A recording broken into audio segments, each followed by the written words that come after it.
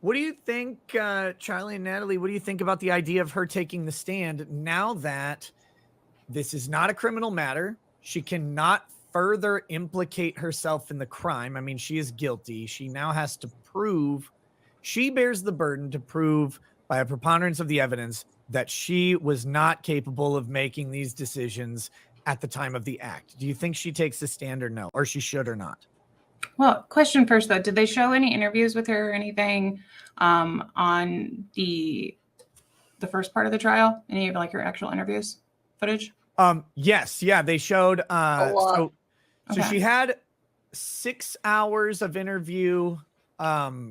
This was actually really interesting testimony that came from the psychologist. She had about a 6-hour interview, and then I think another 30 I didn't know if minutes. it actually got played to the jury though. An hour and 20 minutes of stipulated segments got played. Or no, an hour and 25 minutes, I think, all told, between the two. An hour and 20 minutes of the first day and about 5 minutes of the second one. She was really calm and together, and she was just describing what happened. Yeah, and I was gonna choke him anyway. He put on the chain. He came out. We were going towards having sex, something like that, and then she started choking him, and then he, tried to fight back a bit. He turned purple, blood came out of his mouth, but she kept yanking the chain. Wanted to see what would happen, and after a while he wasn't moving. She realized he was dead, and then she had to cut up the body to get it out of there because he was too heavy to drag him up the stairs by herself.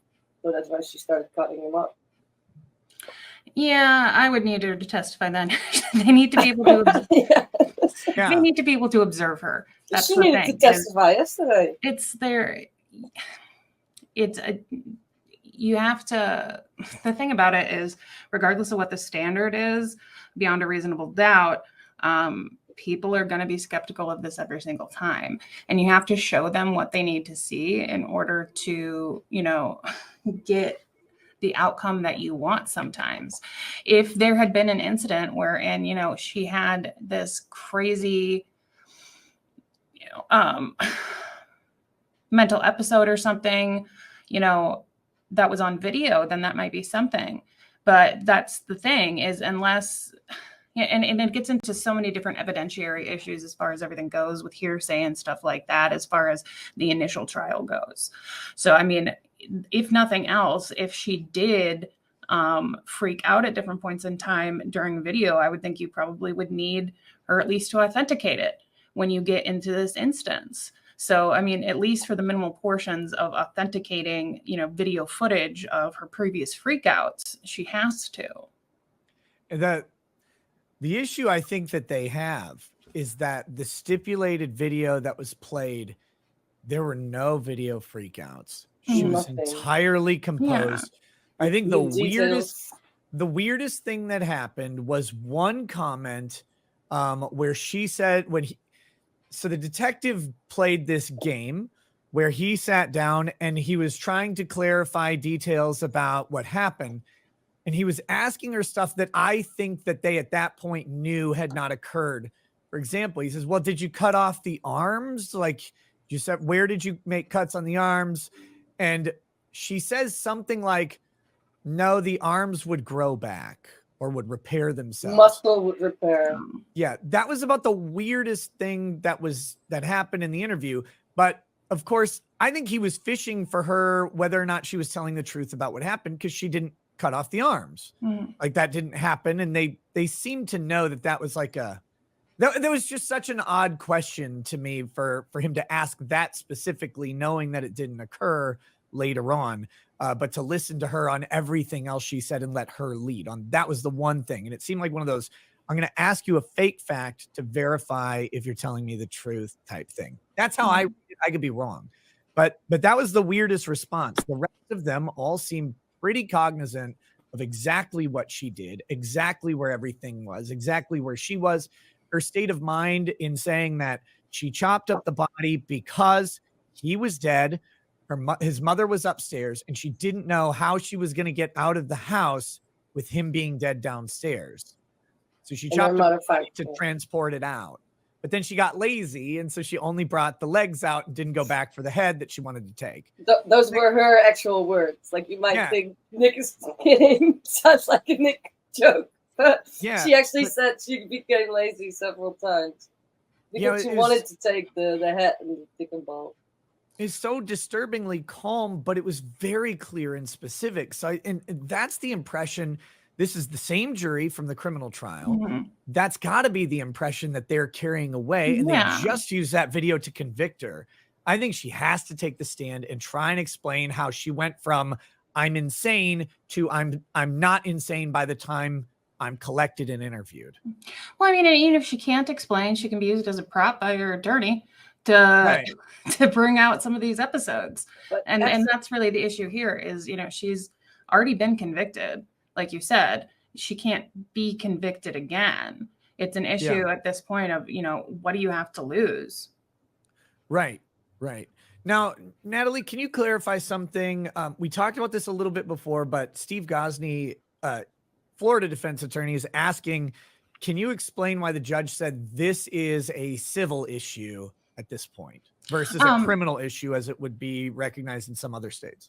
Yeah, part of it is just because of the standard of proof as well as the requirements in order to find somebody not guilty by reason of mental disease or defect is, generally in criminal proceedings, unless you voluntarily submit to a court trial, or, if you have a juror leave and you agree to proceed with 11, it always has to be 12 or 1. That is one of your constitutional trial rights. And one of the differences in the proceedings here is because of the nature of it. You only have to have a 5/6 verdict for it being somebody finding mental disease or not guilty by mental disease or defect. So there's that. And then also the transference of the burden of proof is significant in making it a civil proceeding instead of a criminal proceeding, because in criminal proceedings, that's your constitutional right, as the state has to prove you guilty beyond a reasonable doubt. But with, the process of finding some of states in themselves, they're basically allowed to statutorily make their own procedure for how somebody is determined not guilty by reason of insanity. And this just happens to be the system that's developed over about the past 200 years almost, is that it turned into this kind of, well, first it was quasi-civil, but then they started calling it a civil proceeding. Gotcha. Thank you for that explanation. And yeah, I mean, it's, I don't know. I don't know if I like it in general, but that's the system that is happening. And oh yeah. And that's what I tell my clients all the time. I'm like, if I knew how to fix this or to make a better system, I'd be a politician. I'm working with what I have and I just know how it works. I don't necessarily, think that there's not a better option. I just can't figure one out myself. What would be, if I may ask, what would be the difference in outcome if she would be, what could be the difference in outcome for her, depending on how this goes, this second part? I mean, the difference is going to be life in prison or life in a mental institution.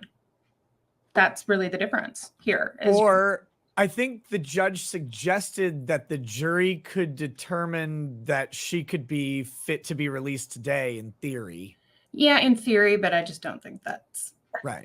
There's a difference between possibility and reality. And I don't really believe that is a reality because if nothing else, and I've seen lots of people mention in the comments, is if she really is to this level cognitively impaired and unable to make judgment calls, then she isn't necessarily in a position where she should be around other people. So it's, she's made her own, the bed has already been made in that regard. If this was a less serious offense, perhaps if it was party to a crime and her culpability level was lower, that would really be the only situation where I could see her actually being released. Yeah, but sorry, you go. Oh, and I was just going to add to that. The defense has gone ahead and made the case that this is a persistent problem that has existed since she was 12 years old, that this bipolar, these manic episodes where she enters psychosis have been that's part of their entire argument, is that this is something that manifested about the time when she was 12, when she's first diagnosed with it, carries on to this thing at 14, carries on to 16, carries on to 22, and then it's carried on into this event when she's 24 years old. So it's going to be hard for them to say, well, but now she's fine. Like they've dug this hole. And I feel like it might have been maybe, and I honestly think it might have been a more convincing strategy to state that these mental issues are not an ongoing, persistent danger to people around her, but they're exacerbated by other circumstances or some other triggering event that brought her to this state at this particular time. And that's also why we don't observe her in this ongoing crazy state. Because the other thing to consider is that the jury has been in the room with this lady for 4 days now, and they have not seen her not listen. They have not seen her not able to communicate with her attorney. They have not seen her not able to answer questions from the judge. I mean, and I know that it's a different standard for competency versus insanity, but their perception of her is that she makes some weird faces from time to time, but otherwise she's able to see what's going on, and she seems like she knows what's happening. Part of me with this is, every case you look at as an attorney, you think of what would I do in that position? And thinking about myself in the position for this defense attorney, I've thought a lot about, something that, I see frequently all the time is, your brain chemistry changes until you're 25. I would try and bring that in. She's 25 now. Her brain chemistry settled down. So maybe she's getting better effect on her medications because her brain isn't changing constantly. And where one thing has an effect someday, it might not have an effect the other day. Something like that is there's a lot of, science and tools that you can use in your arsenal, but you have to actually use them. That's part of being a spin doctor, is knowing what your options are and then being able to make that judgment call as to how can I incorporate this in something else. And I think that's been, at least in my opinion, a big problem with, as far as the defense attorney goes, is it seems to be everything being very specifically planned out and not willing to improvise, or, I think that's just part and parcel of how people get so focused on your case. You think that you're hitting the important parts, but you have to tell a story because you have to convince other people. As I'm sure in his head, he's thought, okay, these are the points I need to hit, but you have to, that's the difference between explaining something and teaching something. Is you can explain something and no one will understand what you're saying. To actually teach it to somebody and impose upon, this is how things mean, you have to really do that intentionally and structurally. First of all, other than potentially your clients, do you have any other witnesses? I do not, Your Honor. Okay, and then have you had an opportunity to speak with your client about is she going to testify? Is she going to testify? Is she going to testify? Yes, Your Honor. I spent extra time with my client, Ms. Schabusiness. We talked about her right to testify at phase 2 of this proceeding, the NGI phase of the proceeding. She understands what that means. She understands that she could take the witness stand and answer questions and testify about various topics. I've also explained to her that she has a right not to testify, that she doesn't have to get up on the witness stand, that she can stay at counsel table and remain silent. That's her right. That's her choice. I gave her time to think about it, to reflect on it. She had questions. I answered those questions. We had a good dialogue and conversation on this particular topic. She's advised me that she wishes to waive her right to testify. She's not going to take the witness stand. He was like, she wishes to, and I'm like, wishes to what? Wishes to what? Choose not to testify at this phase. Is that correct? I'm not surprised. That is correct. Okay. You understand that you have a right to testify, and you also have a right not to testify. And if you don't testify, your choosing not to testify can't be used against you. Do you understand that? Yes, I do. Okay. You understand those rights belong not to Mr. Freilich. They don't belong to me. They don't belong to the state. Those rights are yours and yours alone. Do you understand that? I do. He's going over this for the record now. Do you need any more time to talk to Mr. Freilich about this decision? No, I don't. And it's your decision not to testify here today. Is that correct? Correct.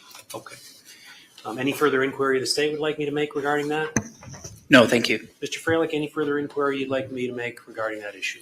Only if the court would inquire as to whether she felt any pressure or coercion. The law says she doesn't even need to do a waiver. Business, do you feel you've had any pressure by anybody or coercion to make this choice? No. Okay. He's making a very clear record. But this record gets made outside the presence of the jury, so the record is now made. And she's made a choice here today, freely and voluntarily, not to testify at this phase of the trial. Ms. Schabusiness, we talked about her right to testify at phase 2 of this proceeding, the NGI phase of the proceeding. She understands what that means. She understands that she could take the witness stand and answer questions and testify about Do it, girl. Various topics. I've also explained to her that she has a right not to testify, that she doesn't have to get up on the witness stand, that she can stay at counsel table and remain silent. That's her right. That's her choice. I gave her time to think about it, to reflect on it. She had questions. I answered those questions. We had a good dialogue and conversation on this particular topic. She's advised me that she wishes to waive her right to testify. She's not going to take the witness stand. Ah, Mr. Business, your God, attorney no! tells me that you choose not to testify at this phase. Is that correct? You're That is correct. Okay. you You understand that your you have a only right chance. to testify, and you also have a right not to testify. And if you don't testify, your choosing not to testify can't be used against you. Do you understand that? Yes, I do. Okay. You understand those rights belong not to Mr. Freilich. They don't belong to me. They don't belong to the state. Those rights are yours and yours alone. Do you understand that? I do. Do you feel you need any more time to talk to Mr. Freilich about this decision? No, I don't. And it's your decision not to testify here today. Is that correct? Correct. Okay. Any further inquiry the state would like me to make regarding that? No, thank you. Mr. Freilich, any further inquiry you'd like me to make regarding that issue? Only if the court would inquire as to whether she felt any pressure or coercion in order to make this decision. Mr. Business, do you feel you've had any pressure by anybody or coercion to make this choice? No. Okay. Do you realize you're going to I'm prison satisfied literally with, forever? Did he tell you that? Her rights. She's had a full opportunity to speak with her attorney about it.